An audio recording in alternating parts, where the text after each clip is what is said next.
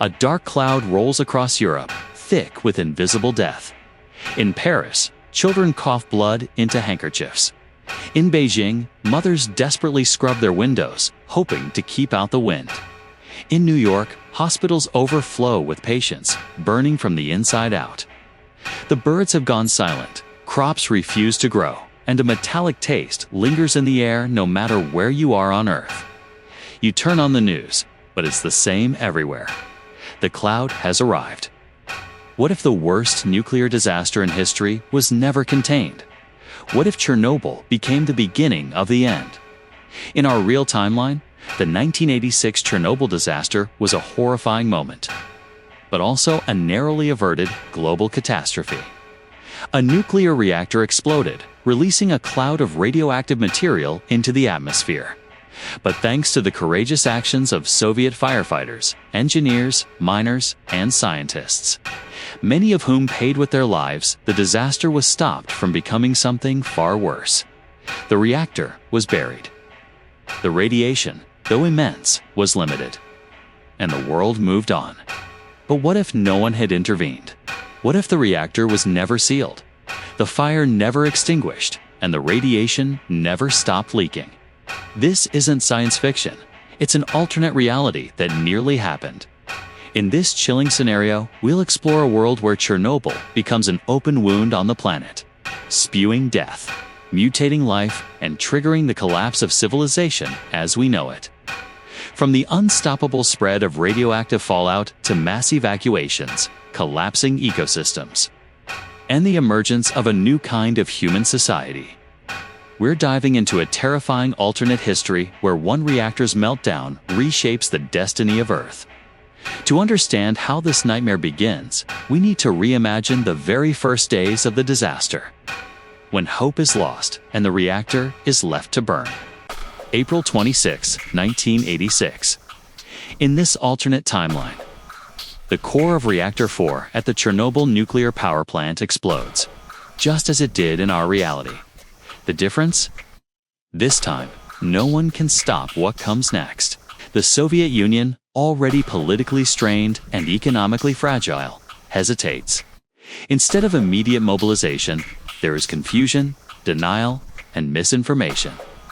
The first wave of firefighters arrives ill-equipped, with no knowledge of the radioactive hell they're stepping into. They die within days, most of them never even making it to a hospital. As days turn into weeks, the graphite fire at the core burns hotter. In reality, a massive effort was launched to drop sand, boron, clay, and lead from helicopters to smother the radioactive blaze. Here, those helicopters never come. The pilots refuse to fly over what's now being called the death pit. The fire rages on, rising like a radioactive beacon into the atmosphere. Underneath the plant, a boiling pool of molten uranium and radioactive materials eats through concrete and steel. In our timeline, heroic miners dug underneath to build a heat exchanger to prevent a second explosion. In this reality, no such operation is ever approved. The core melts through the Earth's crust, initiating a rare but catastrophic phenomenon, a full-blown China syndrome, a nuclear meltdown that penetrates deep into the ground, boiling groundwater into superheated radioactive steam that blasts into the sky like a geyser of doom. Local towns are left to fend for themselves. Pripyat, the nearby city, becomes a death trap. Instead of a midnight evacuation, children go to school the next morning, unknowingly breathing in radioactive iodine, cesium, and strontium particles with every gasp. Entire families collapse days later from acute radiation syndrome. Meanwhile, international observers, Sweden, Germany, the UK, detect massive radiation spikes far beyond anything Chernobyl originally produced. But when they try to warn the world, the Soviet Union remains silent. By the time the truth is acknowledged, it's already far too late. The radioactive fire is not just burning a hole in the earth, it's carving a scar across the sky. With no containment, no sarcophagus, and no end in sight, Chernobyl becomes a permanent nuclear volcano. For the first time in history, The Earth itself is bleeding poison, and the wind begins to carry that poison across borders, oceans, and hemispheres. The fallout isn't just a European problem anymore, it's a planetary catastrophe in the making. The skies become the world's deadliest delivery system. With no sarcophagus, no fire suppression, and no international intervention.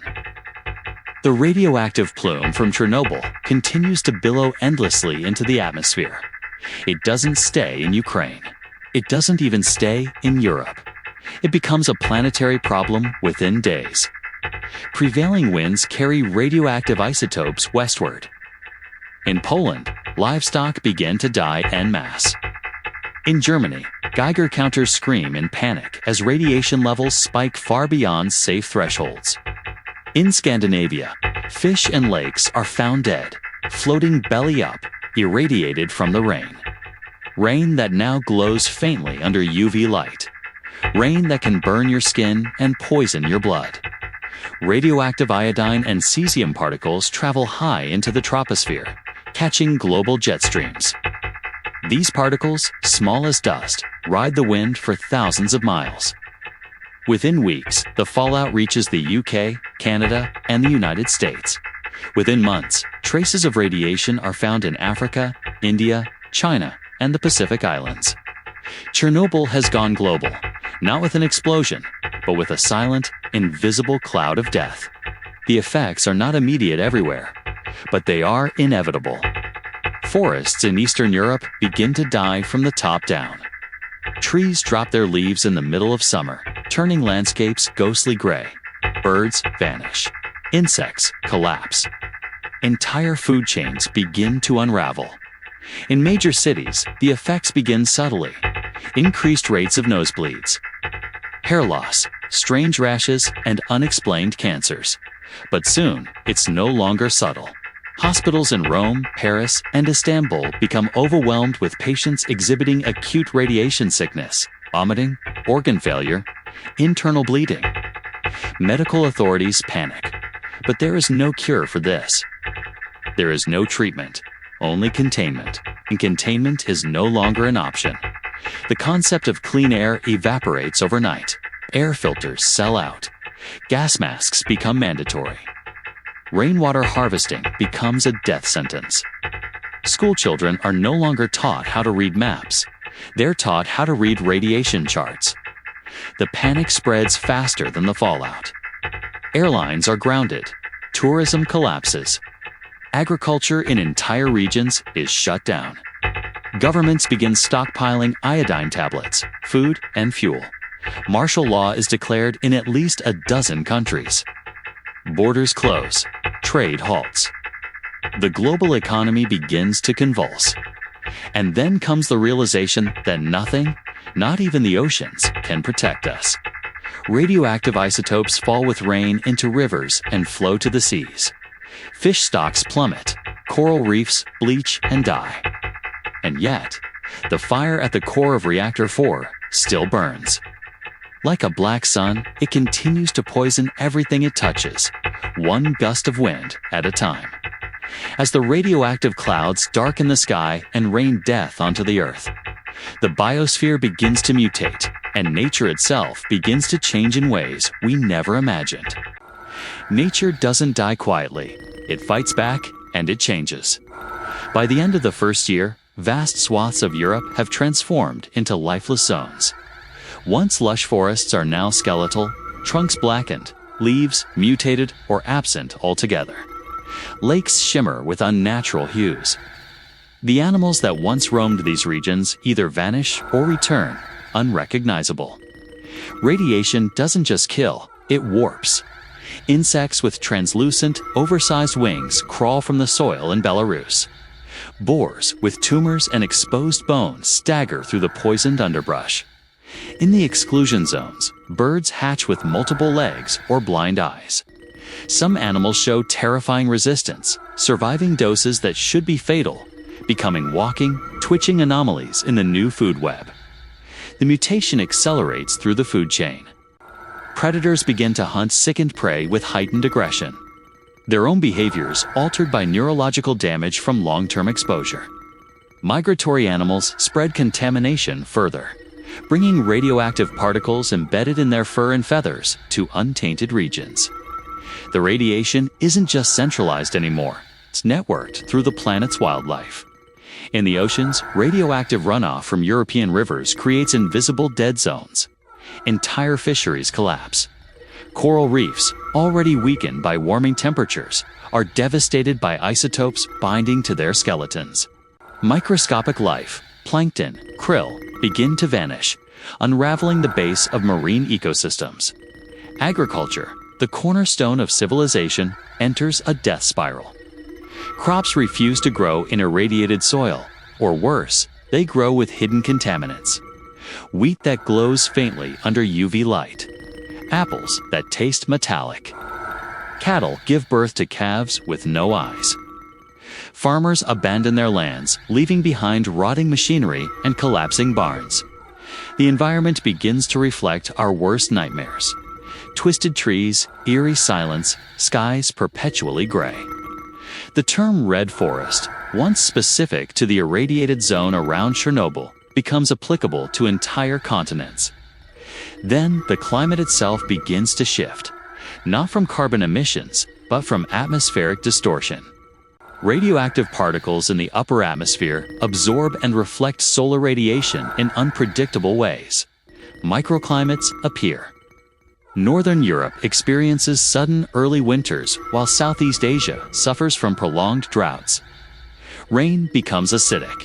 Snow falls black in some regions. The very patterns of Earth's weather are no longer recognizable. As natural ecosystems unravel, humanity is left clinging to artificial ones. Domed greenhouses, controlled underground habitats, synthetic food production. We become increasingly isolated from the natural world, not by choice, but by necessity. And all the while, the radioactive inferno at Chernobyl continues to spew death into the sky, mutating the Earth's biology with every breath it exhales. But nature isn't the only thing mutating. As radiation seeps into every corner of the human world, it begins to rewrite our biology too, and the health consequences are beyond devastating. Radiation doesn't kill instantly. Its true horror is revealed over time.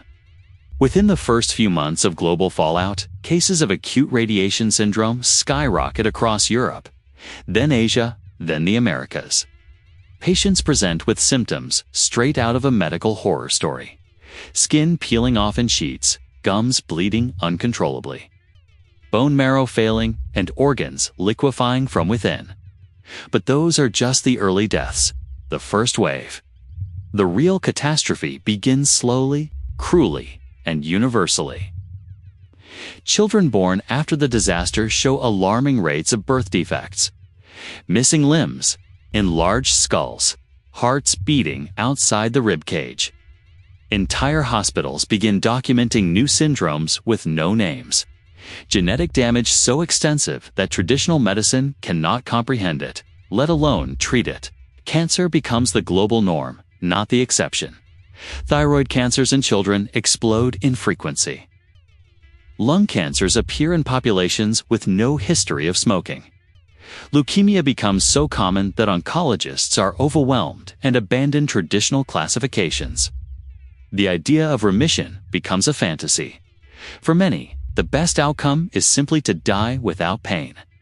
Even those who seem unaffected carry invisible scars.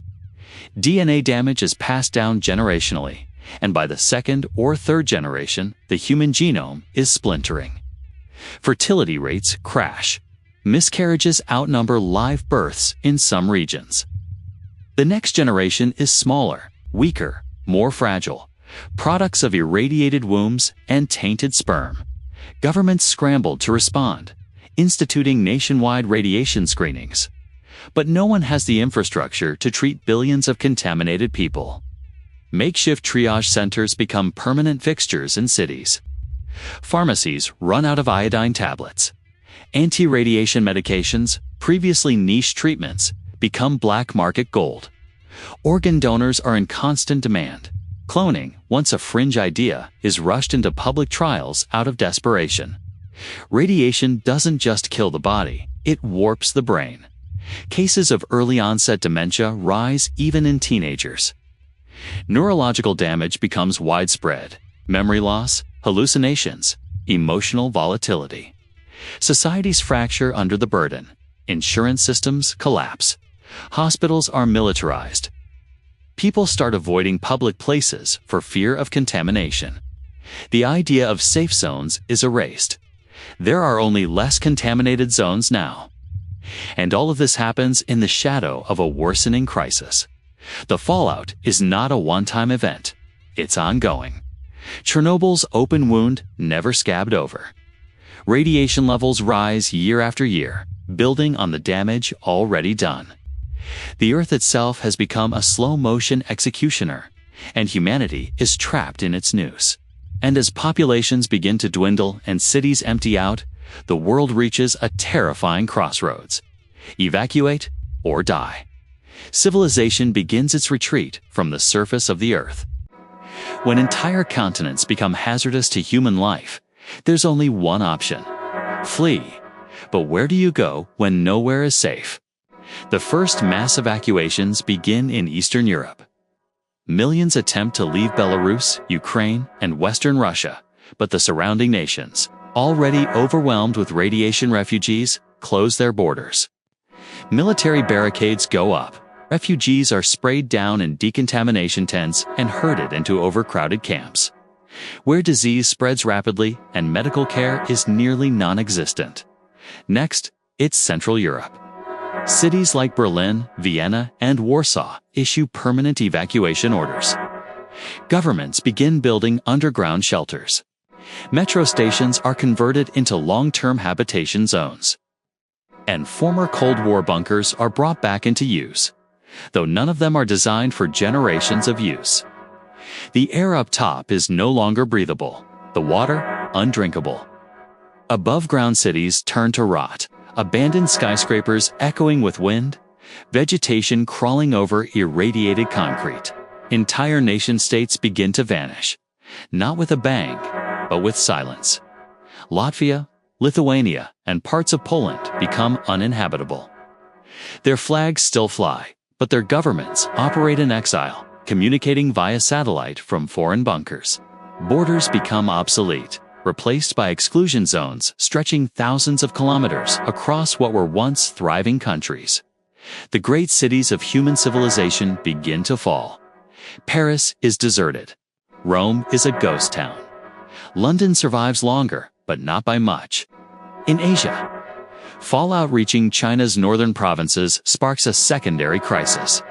Radiation clouds mixing with monsoon patterns spread contamination across East Asia. Millions from Korea and Japan try to evacuate southward, only to find that their destination countries are already saturated with refugees. Africa, relatively shielded at first, becomes the last viable refuge. But the influx of refugees triggers brutal resource conflicts. Riots erupt. Entire regions descend into war over uncontaminated water, food, and breathable air. Old colonial scars reopen as foreign governments attempt to claim clean African land for their own citizens, sparking a neo-imperial scramble for survival. The United Nations collapses under the weight of the crisis. International cooperation gives way to nationalism, militarism, and secrecy. Governments wall off their populations and begin hoarding uncontaminated supplies. Those who control radiation-free zones become the new global superpowers, not because of military strength, but because they possess habitable Earth. Religions fracture. Some interpret the disaster as divine punishment and return to apocalyptic prophecy. New sects rise, cultures of underground purity, fire-worshipping radiance, and anti-technology nihilists, who believe the Earth must be cleansed entirely. And amidst the chaos, billions are left behind. In Siberia, in the American Midwest, in rural India, whole populations are declared unsalvageable and left to perish in silence. The language of policy becomes chilling. Acceptable loss, fallout saturation threshold, terminal zones. In a matter of decades, humanity abandons vast portions of its own planet, marking entire regions not as failed states, but as failed biospheres. But the death of nations doesn't just reshape borders. It rewrites the global economy, disrupts energy systems, and forces the world to reckon with its reliance on nuclear power. The collapse of nations is only the beginning. The collapse of the global economy follows swiftly and ruthlessly. At first, it's a cascading market failure. Stock exchanges in Frankfurt, Tokyo, and New York crash repeatedly as news of radioactive zones. Refugee floods and contaminated trade routes destabilizes investor confidence. Insurance companies go bankrupt en masse. Banks freeze. Currencies lose meaning when people no longer care about retirement. They care about survival. The fossil fuel industry grinds to a halt as refineries and drilling operations in affected zones are abandoned. Nuclear energy, once heralded as the clean, efficient future, becomes globally reviled overnight. Plants across the world are forcibly shut down amid protests and riots. But replacing that energy is impossible in the short term. Nations plunge into darkness. Blackouts become permanent in some regions. Industries reliant on stable energy collapse. Steel, data centers, manufacturing, air transport. The global food trade ceases. Croplands are either irradiated or viewed with suspicion. Nations no longer import, they hoard. Famine spreads even in wealthy countries. Staple food prices rise 500%. People riot for powdered milk and canned beans. In some places, synthetic meat becomes the only available protein source. Elsewhere, people turn to desperate alternatives. Globalization, the defining force of the 20th century, dies a painful death. Supply chains disintegrate. Satellites go offline due to neglect. The internet becomes fragmented, each region maintaining isolated intranets with limited cross-border data. Knowledge sharing slows. Scientific collaboration halts. Innovation stagnates. Then comes the geopolitical power shift. The United States, riddled with radioactive pockets across its Midwest and East Coast, falls into internal division. States begin to ignore federal mandates. Some declare emergency independence. The government moves operations deep underground in Colorado. The American global presence disappears overnight. Russia, having lost massive territory to contamination, becomes increasingly authoritarian, rebranding itself as the last defender of Eurasian culture, operating out of heavily militarized bunkers in the Ural Mountains.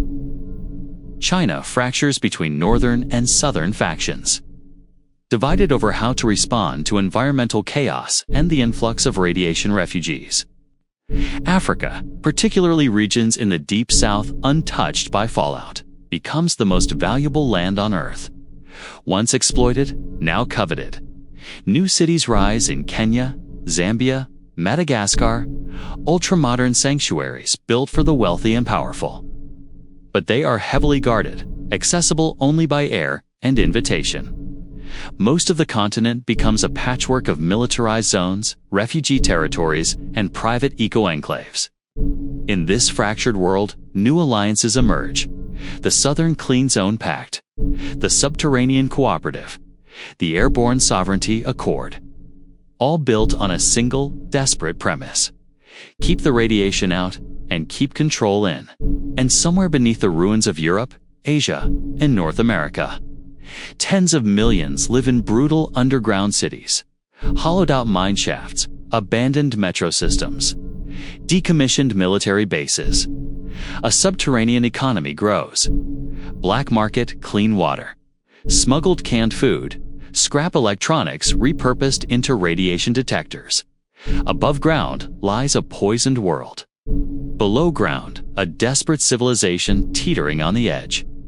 But even underground, humanity cannot escape the psychological and cultural trauma of a world betrayed by its own technology.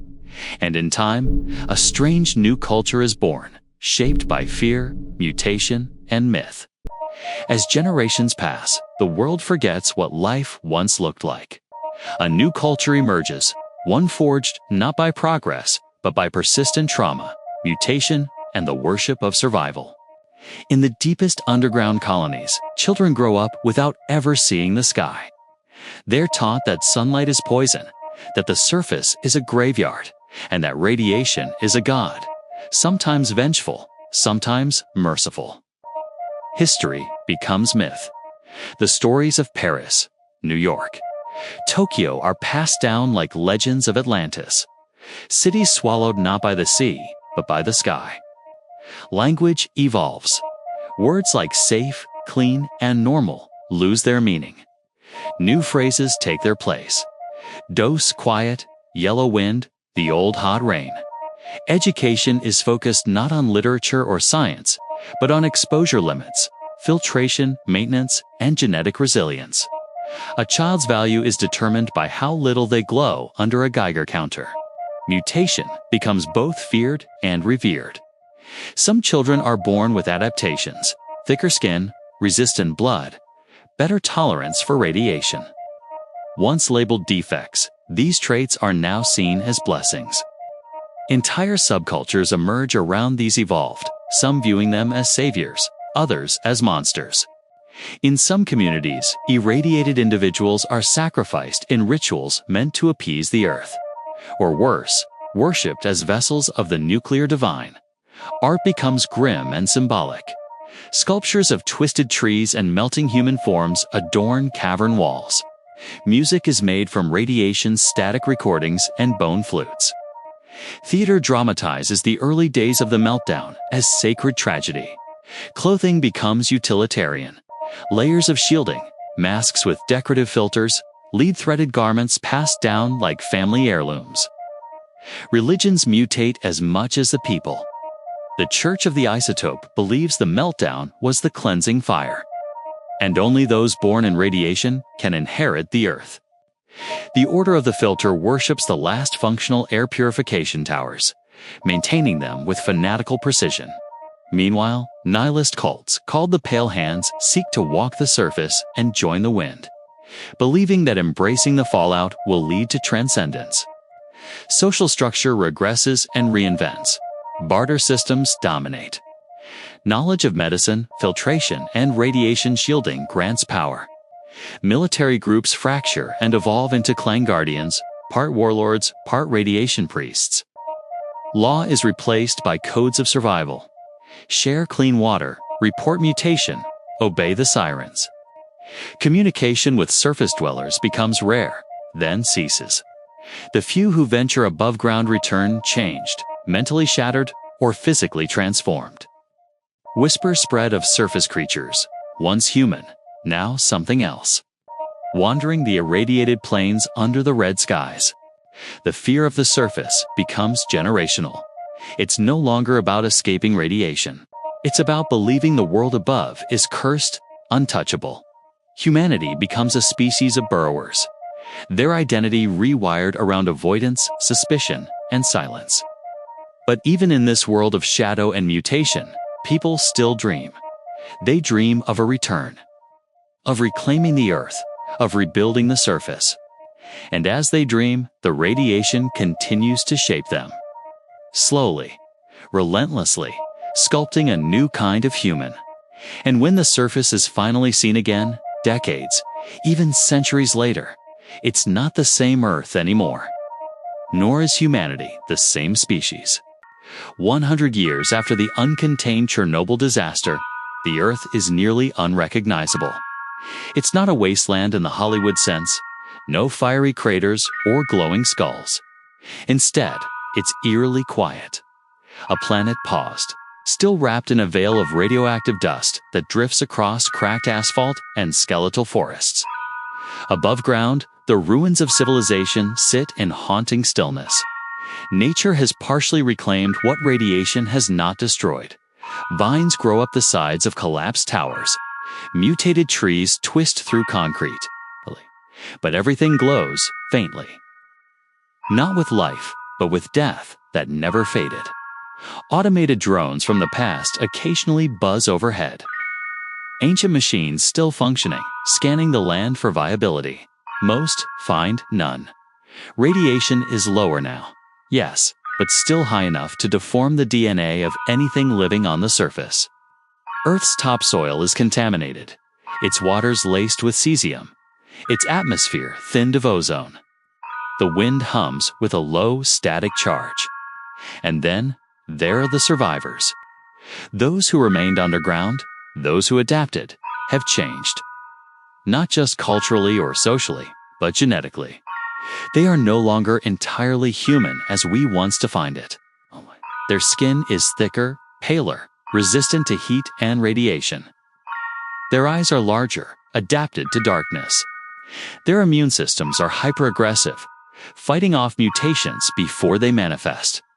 They no longer fear radiation the way their ancestors did, because it lives inside them now. These new people, Neo-Homo radiatus, as future anthropologists might call them, emerge cautiously. They test the surface in armored suits. They build observation towers in the ruins of cities. They begin to chart the new Earth, and what they find is startling. Some wildlife has returned, not in its original form, but adapted, armored, grotesque. Wolves with patchy bioluminescent fur. Deer with calcified antlers covered in bark-like tumors. Insects as large as fists. The biosphere has not healed, it has evolved around the poison. Neo-human societies begin to experiment with surface habitation. Filtered domes, shielded towers. Vertical farms grown in reconstituted soil. But it's slow, painful, fragile. The surface is no longer their home. It's an expedition site. Still, they persist. They must. Because to remain underground is to stagnate. Above ground, there is hope. Of renewal, of rebirth. Of reclaiming the planet once lost to fire and silence. Culturally, the myths evolve again. The meltdown is remembered not just as a tragedy, but as Genesis 2.0. A second beginning when humans were tested by their own hubris and forged into something new. New holidays mark the Great Retreat. Sacred relics include gas masks, dosimeters, fragments of reactor shielding. Children are taught not only radiation math, but surface history, a blend of fact, legend, and reverence. But there is also a bitter edge. They remember what came before. Old recordings of oceans, music, animals that no longer exist.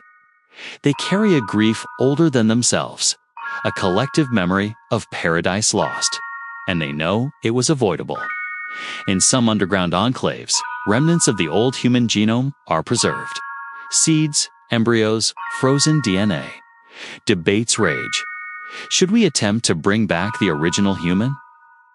Should we repopulate the surface with what was, or with what is?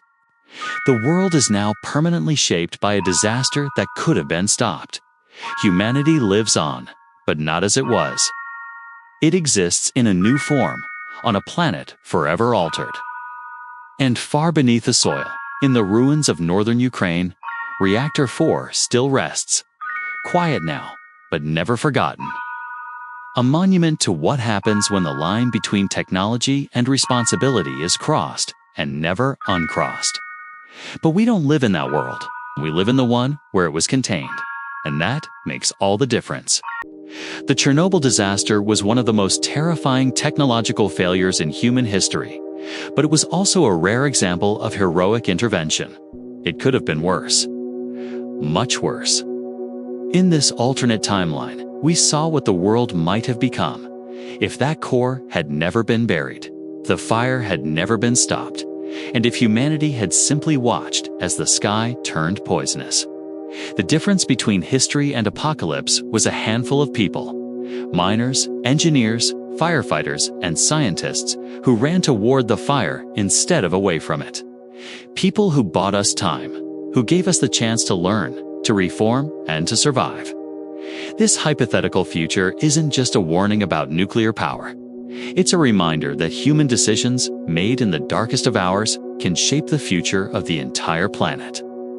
Technology without responsibility is a loaded weapon. But even in the face of catastrophe, action, courage, and cooperation can turn the tide. The world survived Chernobyl, barely, But imagining a world where it didn't helps us understand what's really at stake, not just for our generation, but for every generation to come. If this scenario made you pause and think, good. That's exactly the point. These alternate histories are not just storytelling, they're cautionary tales. They remind us how fragile civilization is and how powerful our choices can be. Let us know in the comments, what do you think would have happened if Chernobyl hadn't been contained? Could humanity have survived a planet-wide nuclear fallout? Would we adapt or vanish? Don't forget to like this video if you found it thought-provoking. And subscribe for more terrifyingly possible alternate realities. Because sometimes the scariest futures are the ones we just barely avoided.